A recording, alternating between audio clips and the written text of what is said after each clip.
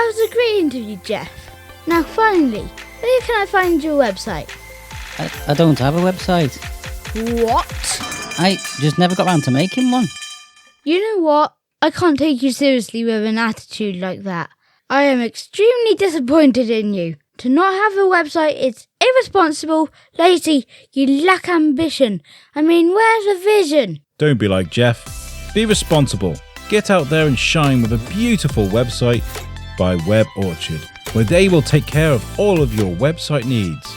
Go to theweborchard.com right now and get a beautiful website you deserve. You know what? Get out. Hi guys, and welcome to episode 1 of our Swan Hill Studio Sessions. Because we spent the whole day here and we interviewed 3 different people in one day. It was really, really cool. I thought, what better way to start this new run of Shrewsbury Biscuit, sort of free form, than getting some great content to fall on, and then I can just book people in the meantime. And so thank you to Swan Pooley-Stride for letting us use this amazing space. Please go to Swan Hill Studios on Instagram. Give them a follow. There's a website too. And if you're artsy, if you're creative, you might want to join the circle. Like is going to be mentioned on this podcast. You're going to find out so much more. What a great space it is, though, just to be able to sit and record. I mean, I used Sam was pottering around doing her thing downstairs, and I was upstairs. Guests coming by and interviewing people. It was just a nice space to be able to use for the day, and you can too. And all the details for that are in this podcast. But make sure you go to the social media for Swan Hill Studios to find out more. So yeah, this is Swan Pooley-Stride. If you've never heard Sam on a podcast before, buckle yourself in, because she's an absolute firecracker. She's wonderful, and I love speaking to her. So thank you, Sam, for letting me use your space. Thank you for jumping on the podcast. And guys, get ready for a whirlwind of a podcast. This is Swan Pooley-Stride. I'll catch you guys at the end. Enjoy. Every time I think of that, I think of what was said and done. I don't think there's much change. I think I'm still the same. I'm sure some people disagree, but I don't care, 'cause I am me. Stick to what you can. Stick to what you plan. Well then, so I am coming to you guys from a very special place in town, Swan Hill Studios, which I'm very excited about because it's a great place for creators. I could probably, explain it vaguely about what it's going to be, but I've got the master with me to explain it for me, and that's Swan Pooley-Stride. How are you? Hi. I was just sitting here as we were testing the microphones, and it's so silent, this This place. room is beautiful for recording. It's amazing. Brilliant. So this is Swan Hill Studios. Yeah. I've been here for about a year and a half, and it's been my home since I left Hopefully Made, where I miss the girls very much, but I used to walk through the door and it would take at least half an hour to get to do any work because there were so many people in the cafe, and it was lovely, and I felt very much part of an amazing community, but came here for solace, to actually get work done and to create. Because ultimately, it's about the art, isn't it? It's about having a space to be able to make the art in a comfortable way. Yeah. So I shared it with this amazing artist and therapist called Lou Ledbetter, who was here for the first year and totally, helped me get it off the ground. But she has fled to the hills to a new studio with Clay, her partner, who's also an artist.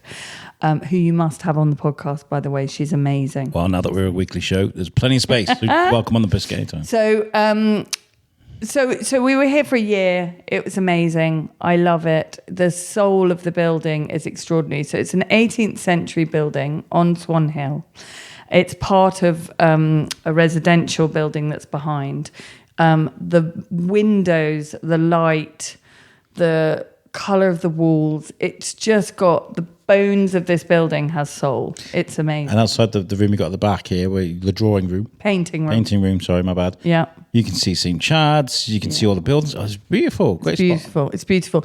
And also you can see all the beautiful people walking up and down, but it's really and also quiet. the not so beautiful people. It's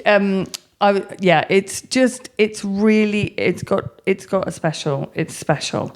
So I would like to keep the building going. It's an amazing creative space. There actually is very few places in town where you can do small art shows that are accessible and flexible and don't have a waiting list for a year long.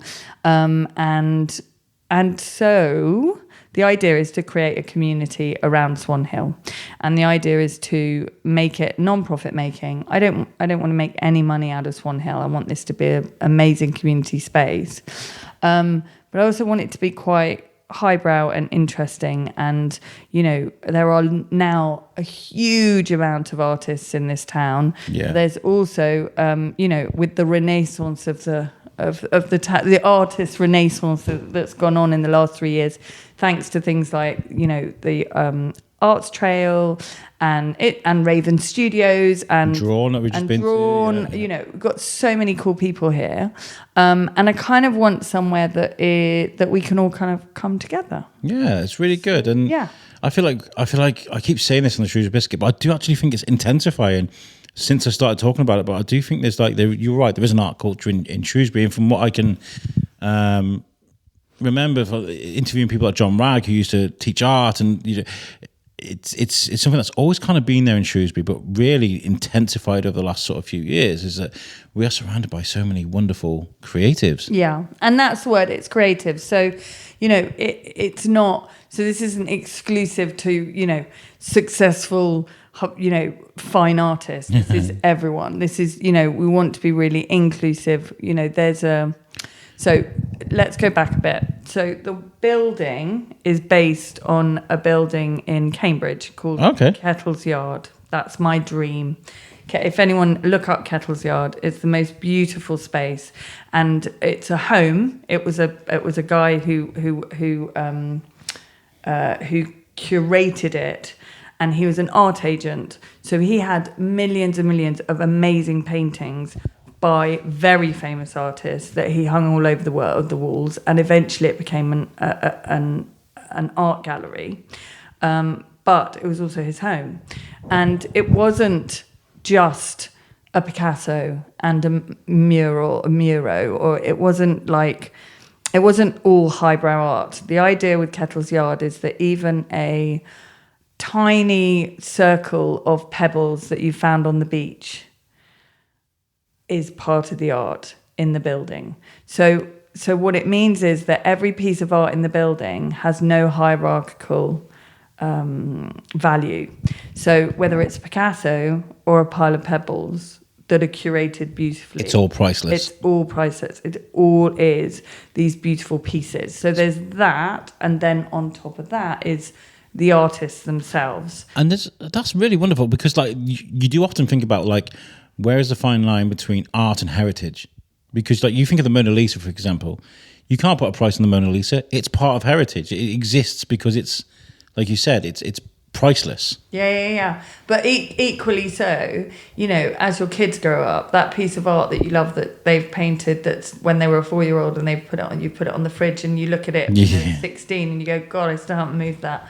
That's as priceless. So the idea is no hierarchy for the art, but equally with that comes no hierarchy with the artists. So for example, it could be someone like Linda Edwards, prolific artist, fantastic, beautiful art, lives around the corner, works full time, is amazing. It could be Molly V, who's been doing it for the last 4 or 5 years, working hard as well, and again doing it brilliantly professionally. Or it could be someone like Richard Hamilton, who works for the council but still is equally an amazing photographer on the side. I'd be interested to know what he calls himself. Does he call himself someone who works at the council, or would he call himself someone who's an amazing photographer? I would say an amazing photographer. That's how I've always thought of him. So there's a... Sorry, I'm rambling. But there's an old art school called the Black Mountain Art School in, I think it was in Colorado, in the 1950s. And when I was reading about it, I was really inspired, because they always said, check your ego at the door. So it doesn't matter whether you are you know, a very established, brilliant Matt Sewell, or whether you're just starting out, 16-year-old, love drawing, sitting in the park, sketch club. You know, it can be anyone. So when you come through the door, you leave your ego and you become an equal creative. That's what I have to say to Matt Sewell every time I see him, is leave your ego at the door. Because he's so like flamboyant and so loud. He's got no ego at all. I know That's but the ironic thing. my point is that, you know, it's about everyone feeling like they're on the same level when they can sit around the kitchen table, which is in the painting room, and have a cup of tea or a whiskey and talk about their practice. And that's what this is about, talking about their practice and what they do and how they do it and how we as a community can help them do it. Very, very important. It's nice to have these conversations with you about this, because I feel like it's something that isn't talked enough. It's like the difference between sort of being, you know, like you said, like an almost A-list artist. Hi, I am Matt Sewell. Matt. We'll use Matt. Yeah. And then famous. And then people that's just come out of university and wanting to make it out there, like, you know, there is a I guess somebody that is just striving to become that A-list artist has got to go through the same journey. But when it comes to the actual art, it's art, isn't it? It's just art. I mean, I think there are so many levels to this, because, you know, you've got your fine artists, Anne Mackay. You know, she's an incredible painter, and she's in this town. So, you know, you've got someone like Jane Beasley who has no formal training, mic in front of you. No formal training at all, but has launched a phenomenal career in the last 4 years. You know, these are, look, so you've got the fine artists, then you've got Matt Sewell, who is also, you know, album covers, and he's got an agent, and he does, you know, jigsaw puzzles, and he's that kind of artist. And then you've got someone like Adam Birch, right? Adam Birch is the guy who does the amazing realist paintings that are in Henry Tudor House. You know, the ones that are all the like Freddie Mercury with a big collar, and they're really cool. And he's just won the Bellevue Arts Festival. Oh wow! Right, okay, yes. He's been painting. He's been painting for years in little Tudor flats all over Shrewsbury for the church in Birmingham, and you know, he's huge murals, like huge. And so they're all here. They're all here, but as a community, it's quite hard to kind of support each other, because we're all doing our own things, and we've all got day jobs, and we've got to make money, and you know, it's not everyone is a full-time artist. It's something I spoke a lot about drawing, is about collaboration, and about how do artists work together. And there's like, it's really interesting because sorry, that was mine. That's right. I spoke to Carrie, and she had these amazing bits that she'd done with Matt Sewell, with birds on. Yeah. And so I spoke to both of them. I was like, how was that as a collaboration? And they were both fans of each other's arts, and it was really nice for them to work together. But then I've spoke to people like Cara Jackson, who's like, she does her own flamboyant work, but she likes to exhibit with other people rather than, you know what I mean? Like, yeah, it's like, How do you do that? That's really exciting. So that's one of the main parts here. So we launched, so just go back a sec. So we're going to make this non-profit making. So we need to make a certain amount of money to pay the electrics and the rent here. Yeah, and of that's course. it. And we'll get that revenue by having private views, events, and we'll take 20% if you're a Circle member, which I'll talk about in a minute. Anyway, Sure. The reason I'm telling you that is because we launched that at mid-September with the lovely Molly V and the lovely Harriet from East Hope Jewellery, who did a collaboration of very beautiful jewellery.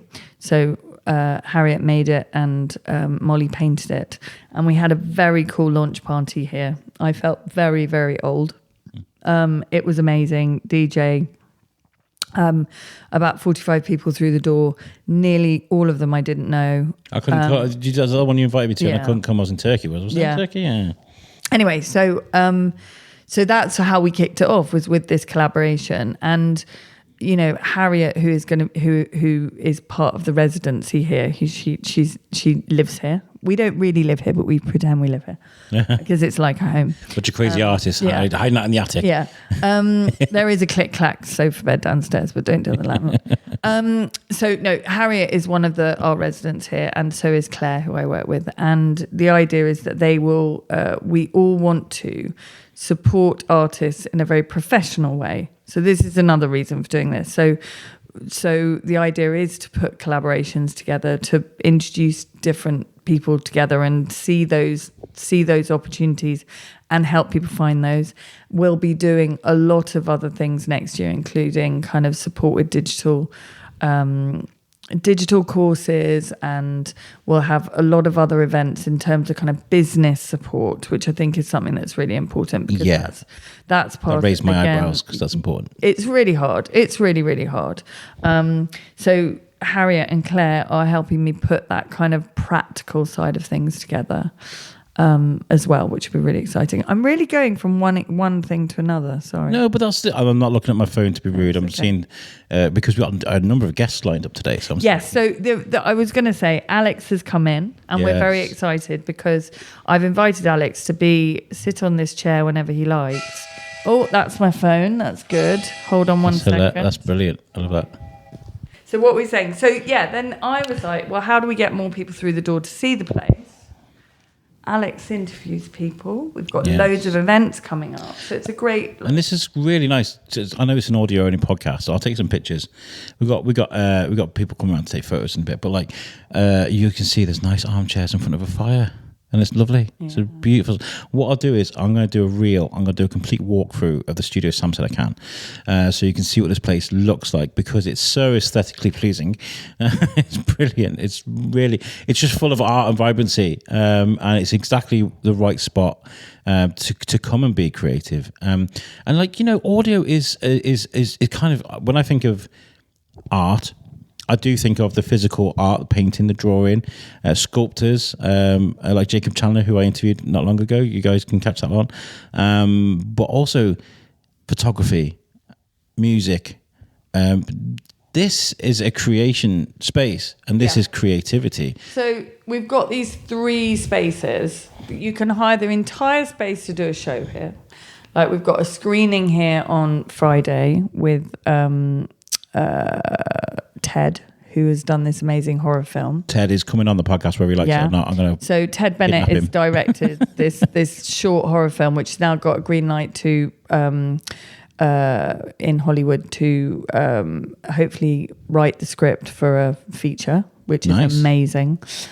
Charlie Adlard's here, and so is a guy called Stevenson, who used to be on Hamilton on the stage. He's the actor who's in the film, and the 3 of them are here doing a Q&A after the screening. So we've got something like that. Then we've got the painting room, the writing room, and the drawing room. So anyone who's a Circle member, which I'll talk about in a minute, can come in and send me a message and say, can I have a desk for the day? Or a morning or whatever, and that's kind of downstairs. So you can come in, you can literally just come in, use the space, and put £2 in a pot, put it whatever you want as a donation. You can just come in and use it if you're a Circle member. If you are a Circle member and you're doing a project, you can hire the space for a week. You can become a resident, so we call them residencies. Say you've got a script you need to finish. You can hire the writing room for a week. Which is where we're sat now. It's nice. Take all the paintings off the wall, stick all the stickers on the wall like a proper writer with all your, nice coffee machine downstairs. Great coffee machine called Colin downstairs. Colin? Oh, okay. Colin. And then I've got the painting room next door, and we've had some residencies in the painting room before. So I've had people come up from London who have hired the space for a week, got an Airbnb, and they come and they spend their week here. And literally, we give you a key. It's your home as much as ours. We let you get on with it. But equally so, if you're a painter, for example, we can hang out a bit and talk about how, where your practice is and what you're doing. We would connect you with other people to talk to them. It's a really fluid, really organic space that I'm hoping will, people will make it their own. Do you know what I mean? So, you know, photo shoots, or if you've got a design agency and you want to do a pitch meeting for someone, but you need to have a different type of space, it's got atmosphere. So this is the kind of ideas that, you know, the things that are coming out of my head with this space. But I'm hoping as the circle grows, the circle will come up with what it wants to do with the space as well. So, you know, it's kind of will support you in what you want to do. It's its own living organism. It can kind of evolve. That's the idea. So to become a circle member, you have to go onto the website, and it costs £6 whole for life. That's it. Really? Yeah. So you become a circle member. It's £6 I've got that in my for pocket. life. Hold on, wait there. And then then that gives you access to, you know, anything we've got coming up events wise. And I'm going to tell you about a big one we've got coming up. Bigger than Charlie Adlard and Ted and it is Hollywood. actually a bit bigger than that. Sorry, Charlie. Sorry, Ted. No, we can say that. We're friends. We can say that. Small. The Charlie Adlard Ted one is quite small. Real Terror is a 14-minute short with a Q&A, and I'm not going to fit more than 30 people in that room at a squeeze. I've just got to do. It's fine. What I'll do is I'll do a bit of talky while you're doing that. Okay. So Sam is very busy today because she's got loads of ladies coming over to talk about art, which is fantastic. I just want to talk about how grateful I am to be invited into this space because. As I started doing the Shrewsbury Biscuit, there's not a lot about art. I didn't know a lot about art, and I've learned so much by speaking to wonderful artists over the 6 years we've been doing this podcast. And I feel like I've been learning as you guys have been learning. I don't know how it goes, but like I feel like now I have the opportunity to speak to more artists, like the circle members, the people that are going to exhibit in this wonderful space. So I'm really excited by that, and I hope you guys are too, because art, like I mentioned, art comes under many forms. And I'm gonna ask Sam in a bit about the different types of art and what is the norm when it comes to art, because as Sam comes up the stairs now, I'm going to talk about the banana that was stuck to a wall and sold for 6.4 million. I just heard an oh crikey there. So like after years of working with artists, is there anything that shocks you anymore when it comes to that kind of stuff? No. It's funny because someone came in the other day who's an art teacher, and they were talking about how lots of people ask them and they don't really understand what's happening. And she went, well, money laundering. Yeah. And I was like, yes, but the thing is, it's really, really hard. So, oh man, you've really put me on the spot with this one. I love that. I went to art school at 35. Okay. And I went to Birmingham School of Art, where everything was about conceptual art. So the whole course was about, you know, Tracy Emin's bed, and I'm just trying to think of some kind of, you know, the shark in a tank, you know, conceptual art that makes you think about something. Like that book in the brick wall. I love that. Yeah, beautiful. That's wonderful. It's beautiful. I get that. You know. And there's things that with those kind of pieces, my gosh, I mean, it's the Sensation exhibition, which was how this kind of Brit art really kicked off conceptual art, and particularly, you know, the Saatchi curated this incredible show with all the young Brit artists in the 90s. And that show, I mean, I still remember walking around that show, and I feel my back like tingling thinking about it. There's a Ron Muick's My Dead Dad, and it's this tiny little sculpture of absolutely perfect dead father, but he's tiny, and you know, conceptually there's so much more to just that piece than just, you know, a dead person on the floor. There's so much more to it. I mean, if you see it just, or the Moira Hindley children's handprints that make her face, you know, there's some really big dark pieces out there, right? And sorry to take it down. No, because I was actually going to a place like this. But the banana is a really interesting one. It's a bit annoying that this has happened, actually, because it's kind of like I don't. Conceptually, it's quite funny and it's quite clever. it's annoying because it actually is a banana that costs 35 cents and it's not going to last. Whereas there's a guy, oh my God, the artist Martin Creed has done a similar banana that he's cast in bronze, but it looks like it's moldy. And I think that's an amazing piece because it has legs and it can last. So there's something, for me, slightly irresponsible about this. Yeah. There is something that's really... However, the idea of an idea having that much legs and that idea being worth that much money is a very interesting concept. And that sounds a bit wanky, but it is...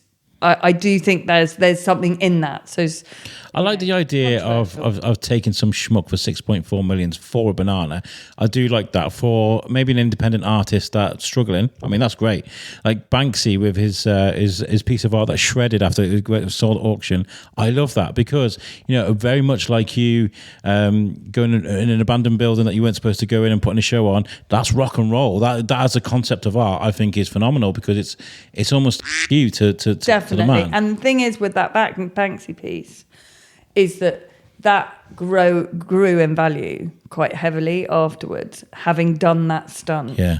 And the owner has it still. Yeah. So the thing I'm struggling with the banana is it's going to wither. that what's it going to be like afterwards, and how does that then? I can't remember the name of the artist. So when I was at art school, they did a thing which was there are a set of artists that do work where they're sculptures, but they use things like cabbages and bricks.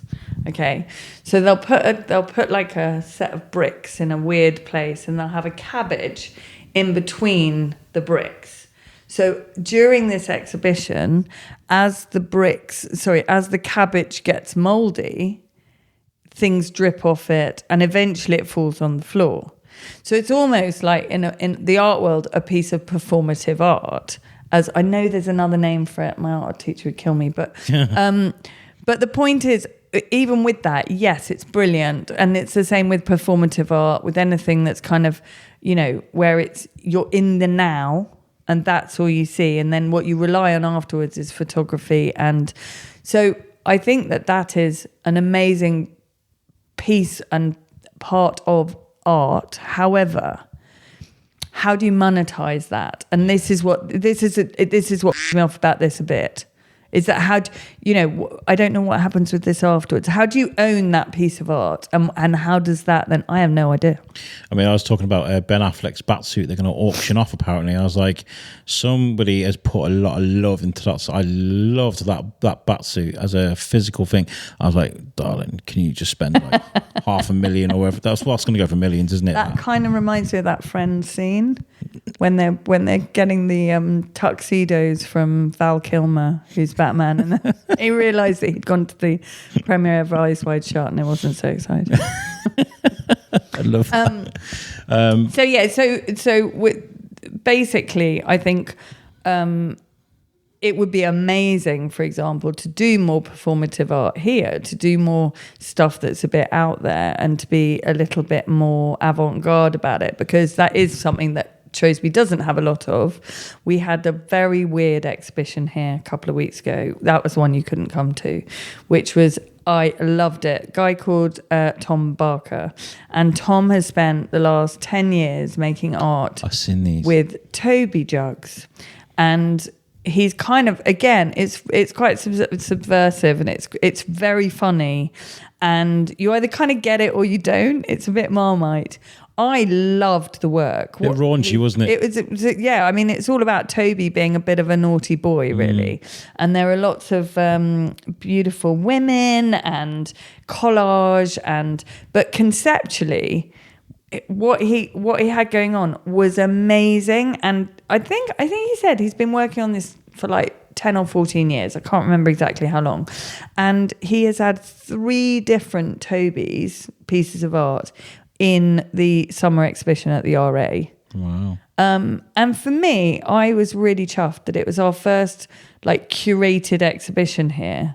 And it was a prolific amount of work, and it tied together beautifully. And for me, that was kind of the start of the tone I want to go down. So I don't want to have like lots of watercolor exhibitions here. I can have a watercolor exhibition here and that's fine. Yeah. And I want to support every kind of artist. But what would be great is if we can really kind of up the game. Yeah, you know, yeah. I'm not saying I'm going to plaster bananas with tape all over the wall. But something that gets people talking about art. I mean, we were talking about the sculpture that was in the Dingle. That was everybody was talking about during the summer. It. And everyone's like, "What's this? It looks like someone's chucked a trolley in the water." Like, and I was like, as someone who suffers from anxiety and PTSD, and I could see the point behind the art because it's like these really strong pieces held on by these withering pieces that I was struggling.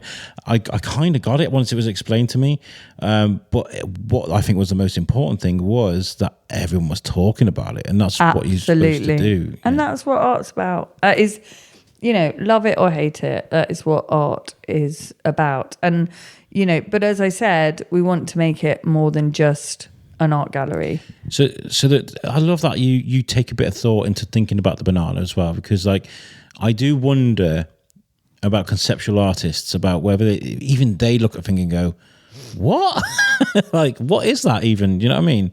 I look at it and go, God, that's brave. I wish I was that brave, because I would, having gone to art school and been taught that kind of practice, but actually, you know, then realized 5 years later, I'm never going to make any money as a conceptual artist. I've got to learn to paint. So I retaught myself to paint.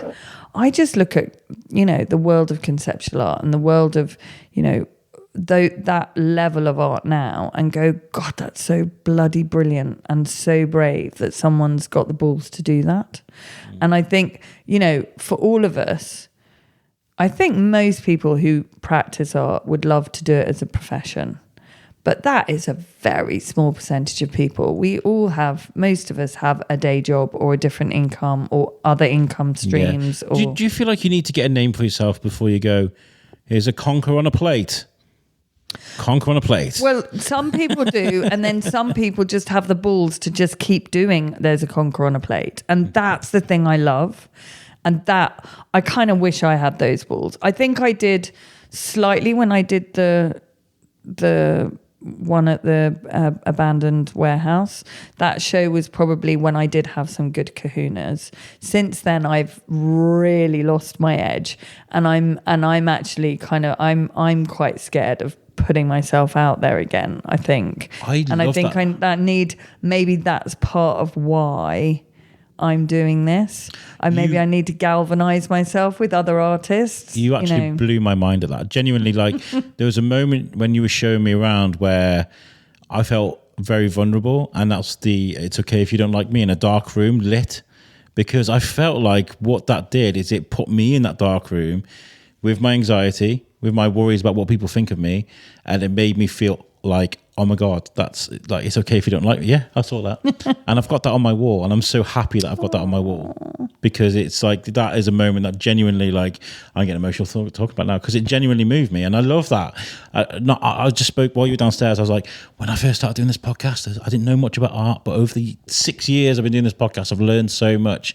But it's more about saying, I keep saying this, but saying yes to the universe and welcoming in those emotions and making yourself feel vulnerable. Yeah. Because as a bloke, you know, growing up on the council estates as I did as a kid, you talk like, you're going to cry at that film, you're gay, you are. You know what I mean? That's what life was growing up for me. Like, so you couldn't feel emotion. You couldn't. I've cried at so many things. Like I Creed. The movie Creed got me in 5 minutes. I cried twice at Batman. Like, I cry at everything now, and I welcome that, because it's what makes you feel like that in this world anymore? Nothing, apart from art and apart from those things. And it's really, really interesting. You know, it's at the moment with such a kind of what's the word, disconnected society. You know, with our phones, with our with how we are, TikTok, Instagram, Reels, yeah. Like we seem as artists so connected to all these other artists, right?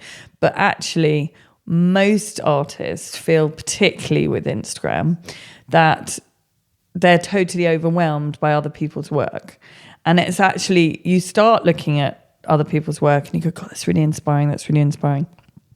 By the end of it, if you've had a half an hour of looking at people's art, you're just totally overwhelmed and you can't do what you need to do yourself. And that's me a lot. For me, I think that disconnection that we have in our world now, I think we so need to be more connected.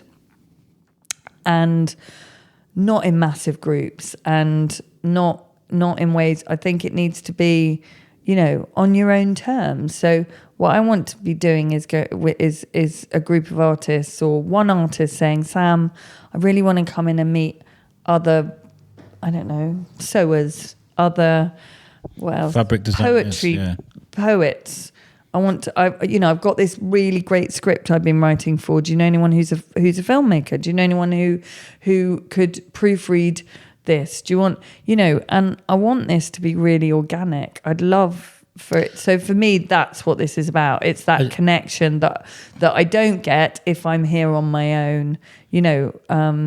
It's a small town, so everyone knows each other, and there's probably a 2 or 3 degrees of separation now. And I'm hoping that circle will mean that we can all kind of give each other hugs, but in real life. I remember I have this idea for a conceptual piece of audio art, and I don't know how you'd frame it, or I guess you'd have to release it as a podcast. But like, I heard this thing, and I don't think it's true, that there used to be like these things called whisper boxes where people could record a small bit of audio on a table, and then other people come and record a small bit of audio. And I found out that it was just like a thing, like it didn't exist. Gorgeous, but it's a great idea, didn't right? Actually exist. I don't think it exists, but what a great idea that is. And I was thinking, like, say I'm at one of your events and there's hustle and bustling, there's music playing, there's loads of like activity going on downstairs, and in here we ask everyone to bring their most vulnerable fears, for example, right, and write it on a piece of paper. They come up and they record it one after the other, and then you record that as one piece of audio. Love that. I think that's really nice. Let's do that. Yeah. Okay. Well, what we can talk about is that some has broken the Ebenezer Scrooge graveyard in St. Chad's. It's all over the news today. Somebody smashed it. And what I think this leads to is, I don't know who's done this, but I can imagine it's some young punk who thinks they're funny. How do you, because I feel like I'm going to the football every week and I'm seeing a growing, and I'm not digging at anybody in particular, right? I really am not, but I'm seeing a growing number of young yobs, like really like 14, 15, 16 yobs, and they're growing and growing and growing, right? I'm seeing lots of I sound like I'm yelling at clouds. I'm not seeing a lot of love for art and a lot of love for culture and care and consideration. And I think possibly this damage of this amazing landmark that was in Shrewsbury is mullered, like that somebody's absolutely smashed it. Not just like in half, it's actually they've picked it up, smashed it on the floor. And the town is in uproar at the moment. Oh my God, I'm so sorry. I have not watched the news. First thing that popped up. Oh my God. Sorry to break your heart like this. That's so sad. I've always been so proud of that. I got married at St. Chad's and I always take everyone to see it when I'm there. I'm pretty sure they can fix it. I'm pretty sure it's going to cost a bit of money. Yeah. If nobody does a crowdfunder, I'll definitely do it. But how do you take a group of people like that have no compassion and no love and no patience for art, and try and encourage them to become? I just don't think you bother. If I'm honest, I think this is you. It's a bit like when someone's or when someone's always really negative, or when you just power on and do you in the best possible way.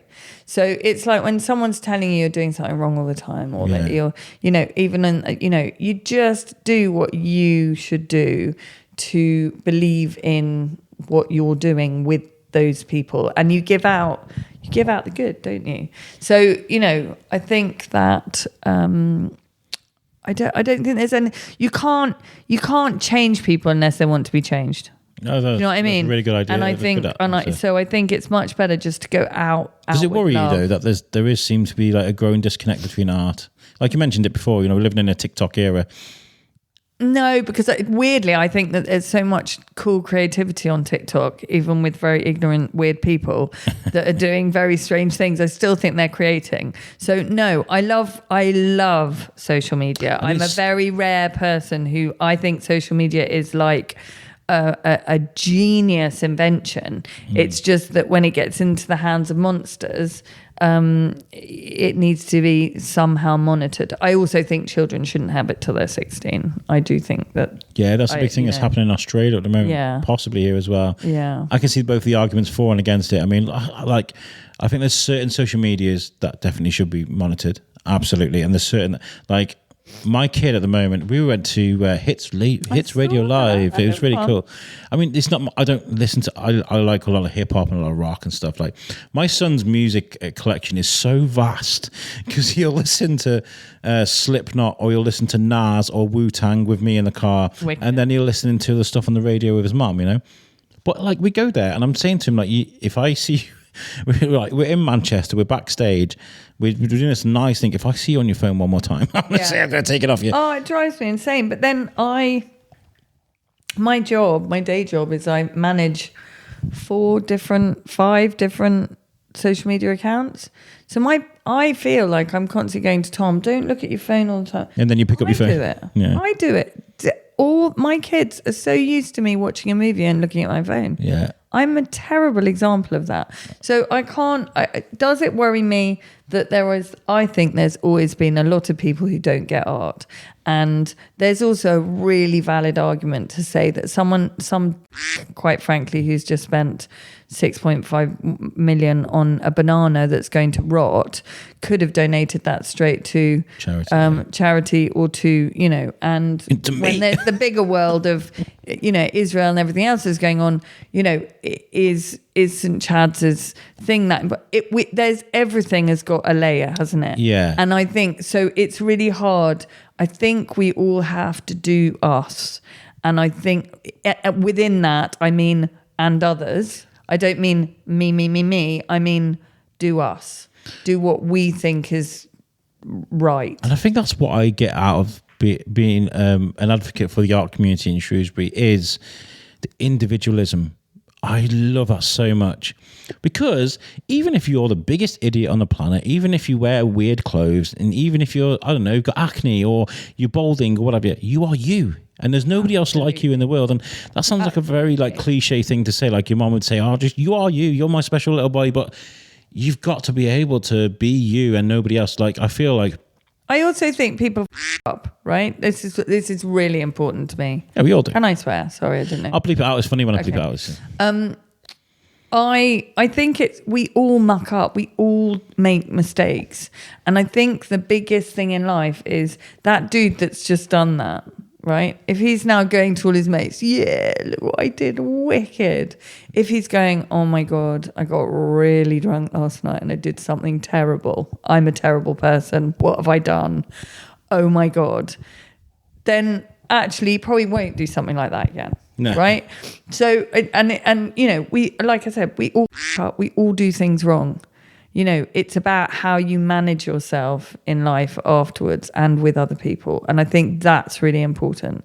So for me, I am someone who I really think it's important just to be as a good a person as I can to the people that are around me. Do you think they should bring back the stockades? That was, you know, that was an organic thought that came from my head. I thought I should say it, you know. I think if they find this person, maybe a stockade isn't a bad idea. Like, look what you did to our town. Yeah. So the circle, is this something that you're happy to grow at its own speed, or do you have to curate like how it grows? Because obviously you don't want to get the wrong people in the mix. Do you know what I mean? But that sounds elitist. It's not meant to be elitist. I mean, there is only one rule, and it's not to be a so there you go. There's a 2 degrees of separation. Or a duck, as you said to me. Or a duck. Don't be a duck. No ducks allowed. No ducks allowed. So it's as simple as everyone who has applied so far has known someone that we know. Yeah. And is lovely. And we know that they're lovely. and it's just a direct, yeah, of course, and I think most of the people who are going to apply are people who are like-minded, so it's not going to be an issue. I did say to Harriet the other day, what happens when a applies, and how do you reject that person? And I think it's as simple as having a really genuine conversation with that person and saying, I'm not sure that there's some sort of your firewall values align with ours, and that's it. But I really don't think it's going to happen, because anyone who I think isn't going to apply because they know that I think they're I tell you what I'm going to do. all of our expletives today I'm going to replace with duck quacks. Okay, excellent. That's so great. don't Thank be you. don't Sorry, be a I love it. I'm a very sweary person. I'm going on a Love to podcast swear. tonight where I probably will swear a lot, and I'm going to use that as audio for, I think, possibly the first episode of, because I've gone from this 10, I think I was mentioning to you at Drawn, 10 episode blocks. Now I'm free to do one every week. I think that is going to be a good way to start it off. So I'm going to do that tonight, but I'll probably swear a bit. I'm going to have a couple of beers, I think, and that's my background. That's what we used to do on USUC. I used to go on there, I have a few beers. Tom Bruno would have a joint because he was in Vermont. He could legally smoke his weed, and we just tear the world. That's what I used to do. We used to play a game called What the Wish, and those Wish adverts that used to come up on Facebook. Yeah. We would have to do, it's an improv exercise. So he'd show us what it is, and there's an obvious answer as to what it is. But me and Garrett, or whoever was on the show at the time, we'd have to improvise what it is. And there were times where we'd get so drunk or we'd get so leery that it would just become so inappropriate. Oh my God, I love that. It's so good. I used to love that. I do miss doing that. I tried to do the biscuit guy. And I was like, yeah, I'm going to do this podcast. I'm going to go home. I'm going to swear and everything. But I realized I don't have a lot of time in my life for 2 podcasts. There's not enough time because this takes up a lot. But maybe we could do a blue one once in a while. I'd like to do some and we biscuit could maybe lives put now. it out. We could put it out somewhere else. Let's do an underground one for you. Biscuit after dark. Yeah, something like that. Just once every now and again. Yeah, biscuits Get and some really biscuits and wine. Yeah, biscuits and wine. Biscuits and wine. That sounds like my kind of night. Where we can. So I actually have to do some work. Yeah, and I'm going to leave you here because you've got here people coming in all day. I've got a few people coming in. But listen, I wish you the best of luck with this. And you got my support with it. And my mic is your mic. So if you do have an event, I can be here. If Is that like a song? My mic is your mic. Very good. Thank you very much. That was very good. You picked that right out of the air. Thanks. Social media, how can people follow Swan Hill? So On Instagram, Swan Hill Studios is on Instagram, and we have, as I said, we've got a couple of. I'm just going to finish off by telling you what events coming up between now and Christmas. Really, Yeah. So we've got TED screening, Real Terror on Friday night. This Friday.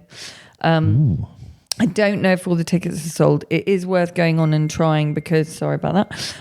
Because this will go after that. I think so. Okay, so let's ignore that one. No, I mean that's fine. No, it's good. Shows the scale of. Sorry, my phone keeps beeping. Too much going on. Right, so we've got on the 5th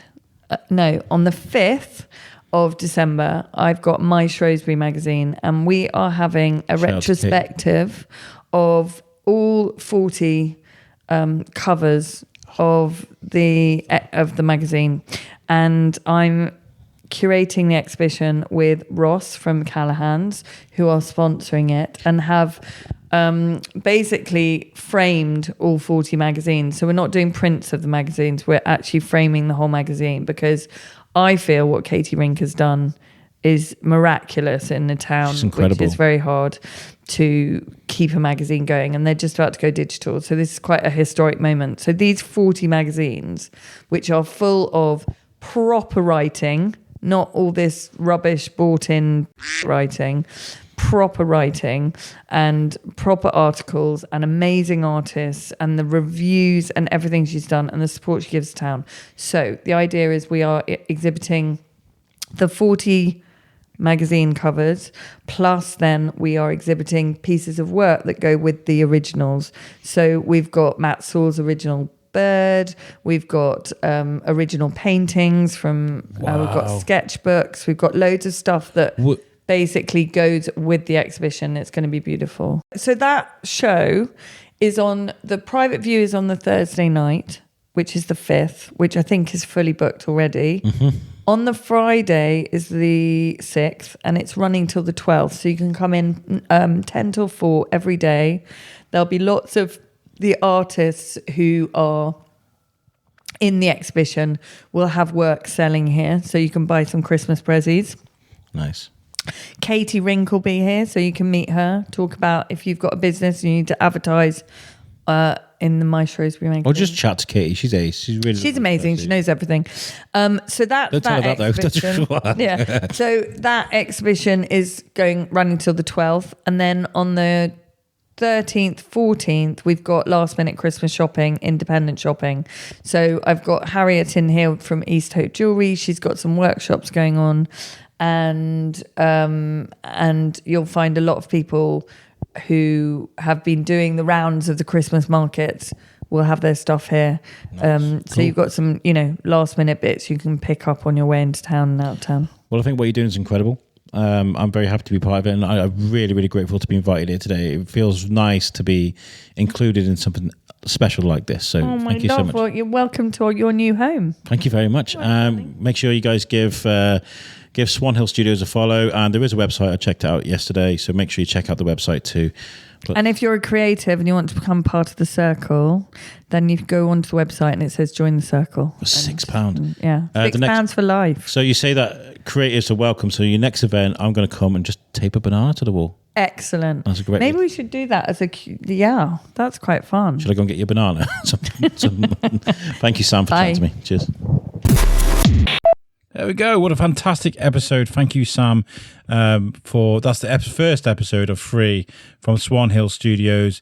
And it feels like we're going to be doing a lot more too. Now, look, I held on to this episode for a couple of weeks only because I was trying to sort out content. I was trying to figure things out with work. I work 4 on, 4 off. And then sometimes I have to plan so many things in the 4 off that it becomes quite difficult. But I kind of had a plan. But my release last week with Jacob Chandler was a week late. So I just want to say that the Ebenezer Scrooge grave, if you're listening to this and you're not up to date with what's going on in Shrewsbury, has been fixed. So I want to say thank you to Midland Masonry, who swanned in there like the heroes on white horses they are. They took it away and they fixed it, and it's there now. It's protected. And also, I want to say congratulations and thank you to everybody that was in uproar about this, because what you did, because this thing went national, it went all over the news, is you show people how much pride that we have for this town, just because the outcry of anger, and to the person that vandalized that thing, just have a bit of shame. I hope you listen to my show, and I hope you hear my voice, because you know what, you're I'm going to say that there now. You're for doing that. Right, okay. Also, as well, the My Worst Holiday podcast starter for podcast. It didn't quite work. We did the podcast. Thank you for inviting me on, Mark. It was really cool. But I had a few beers. I got a bit sweary, and it was just highly inappropriate. It wasn't really biscuit material. So this idea of me having that for the beginning episode of the new Free and Wild Shrewsbury Biscuit didn't quite work out. I think some of you would have enjoyed it, but I know there's a lot of youngish people that listen to the podcast. It wasn't really for you guys. So it's up there. Go Facebook and look for My Worst Holiday podcast on Facebook, and it's there. Yeah, the idea of the podcast is that talk about embarrassing things that's happened to you, and I really went in on it. So there's a lot to digest with that. Now at the end, I left Sam talking about a few dates that I've actually passed now. About the 5th of December, the My Shrewsbury exhibition, and things that are coming up throughout that week. Now those are past, but I left it in the podcast because I want to show you how busy Sam is and the guys there at Swan Hill Studios, always looking for things to work on and looking for brand new exhibitions and new ideas. So that's why I left that in. If you do want to stay up to date with what's going on there, go to Instagram, look for Swan Hill Studios, go to their website and take a look at that too. Also, I want to give a huge shout out to Andrew Griffin Woodall, who on the day of the Swan Hill Studios came and took some photos of me. I met Andrew a couple of weeks before. He has an amazing Instagram page called Humans of Shrews, and he takes portraits of people are doing good things around town. And his Facebook page, his Instagram page is really, really, really cool. His photography is fantastic, and he asked to include me on the mix, and I was like, oh. I've seen all these people that are. There's Charlie Adler. There's really cool people on the Humans of Shrews, and you want to be included. So, thank you, Andrew, for thinking I'm worthy of that. Thank you for coming to the studio and taking photos too. It's really, really cool. And I got a feeling that we're going to work together on something. I don't know. There's something there. There's definitely something there. So, Andrew, thanks for coming to speak to me. And make sure you guys visit Humans of Shrews on Instagram. Give it a follow. Finally, I just want to say thank you. Thank you for tuning into this episode. If this is your first time listening to the Shrewsbury Biscuit podcast, make sure you give us a follow. We're on social media on Facebook, Instagram, and TikTok. They're my three favourites. We're on Threads too, but it's just another one to do, isn't it? You know what I mean? So give us a follow on your favourite social media. And also, all the information, every single episode, everything you need to know about me is on my website, which is the shrewsburybiscuitpodcast.co.uk. And that's lovingly brought to you by the Web Orchard. They are fantastic at what they do. If you need a website for whatever it is that you do, make sure you message the Web Orchard and they'll make the perfect website for you. Just tell them that Alex sent you. Do you know what I mean? See, I heard it on the Biscuit. Heard you guys were great. And, maybe they'll give me a high five. Right, thank you so much for tuning in. Next week, we have the amazing Rod Plummer from Shoot Hill. He's got some amazing stories, and I can't wait to share that with you. But for now, thank you very much for listening. Peace out.